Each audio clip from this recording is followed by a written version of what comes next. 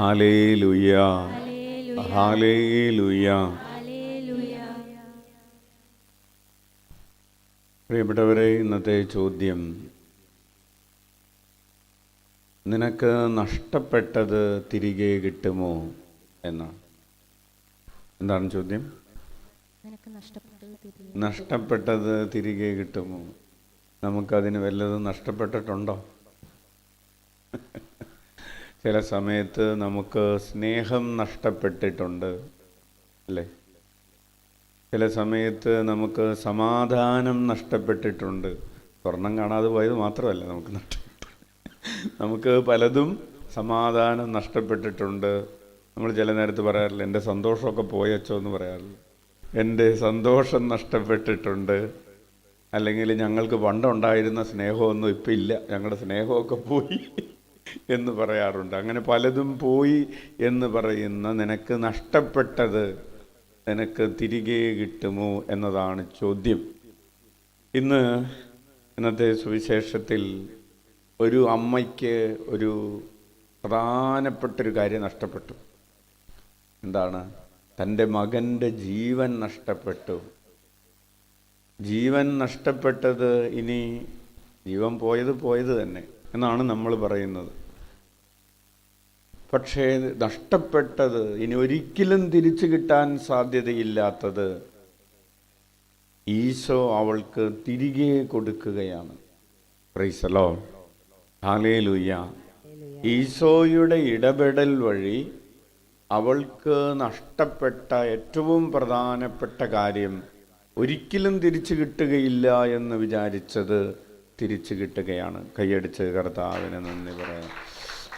അപ്പോൾ മനുഷ്യന് അസാധ്യമായത് ഈശോയുടെ ഇടപെടൽ വഴി അവൾക്ക് കിട്ടുകയാണ്. ചില നേരത്ത് നമ്മൾ വിചാരിക്കും, ഇനി അച്ഛൻ ഓർക്കുന്നുണ്ട്, ഒരു ഭാര്യയും ഭർത്താവും കാണാൻ വന്നത്, ഇനി ഞങ്ങൾക്ക് ഒരിക്കലും ഒരുമിച്ച് ജീവിക്കാൻ പറ്റുകയില്ല എന്ന് പറഞ്ഞുകൊണ്ടാണ്. ഇനി ഞങ്ങൾക്ക് ഒരിക്കലും ഒരുമിച്ച് ജീവിക്കാൻ പറ്റില്ല, ഞങ്ങളുടെ സ്നേഹം നഷ്ടപ്പെട്ടു, ഞങ്ങളുടെ പരസ്പര ബഹുമാനം നഷ്ടപ്പെട്ടു, ഐക്യം നഷ്ടപ്പെട്ടു, ഇനി സെപ്പറേഷൻ മാത്രമാണ് മുൻപിലുള്ളത് എന്ന് പറഞ്ഞ് വരികയും പ്രാർത്ഥിക്കുകയും ചെയ്തു. കർത്താവ് അവരുടെ ജീവിതത്തിലേക്ക് ഇടപെട്ടു. പിറ്റേ വർഷം അവരൊരുമിച്ച് അടുത്ത കുഞ്ഞിനെയുമായിട്ട് വന്നു. നഷ്ടപ്പെട്ടു എന്ന് പറയുന്നത്. അപ്പോൾ ഈശോയുടെ ഇടപെടലാണ് ഇവിടെ പ്രധാനപ്പെട്ടത്. ഈശോയുടെ ഇടപെടൽ വഴി ഇവർ, ഈ നായൻ പട്ടണത്തിലെ വിധവയും ശവമഞ്ചം വഹിച്ചുകൊണ്ടുള്ള ആളുകളും ഈ മരിച്ചു കിടക്കുന്ന യുവാവുമൊക്കെ എങ്ങോട്ട് പോവുമായിരുന്നു? അവർ കുഴിമാടത്തിലേക്ക് പോവുമായിരുന്നു. ശ്മശാനത്തിലേക്കുള്ള യാത്രയായിരുന്നു. ശ്മശാനത്തിലേക്കുള്ള യാത്ര ശോകമൂകമായ യാത്രയാണ്. എല്ലാം തീർന്നു എന്ന് പറഞ്ഞ് ശോകമൂകമായ കണ്ണീരിൻ്റെ യാത്ര. ഈശോ ഇടപെട്ട് കഴിഞ്ഞപ്പോൾ അവർ പിന്നെ ശ്മശാനത്തിലേക്ക് പോകേണ്ട ആവശ്യമില്ല. അവരുടെ യാത്രയുടെ ഗതി മാറി. അവരുടെ യാത്ര യു-ടേൺ എടുത്തു. ശ്മശാനത്തിലേക്ക് പോയിക്കൊണ്ടിരുന്നവർ തിരിച്ച് വീട്ടിലേക്ക് ഈശോയോടുകൂടെ യാത്ര ചെയ്യുന്നവരായി മാറി. കൈയടിച്ച് നമുക്ക് നന്ദി പറയാം. വിലാപത്തിൻ്റെ യാത്ര, അപ്പോൾ ശ്മശാനത്തിലേക്കുള്ള യാത്ര ജീവനിലേക്കുള്ള യാത്രയായി മാറി. കുഴിമാടത്തിലേക്കുള്ള യാത്ര, വിലാപത്തിൻ്റെ യാത്ര.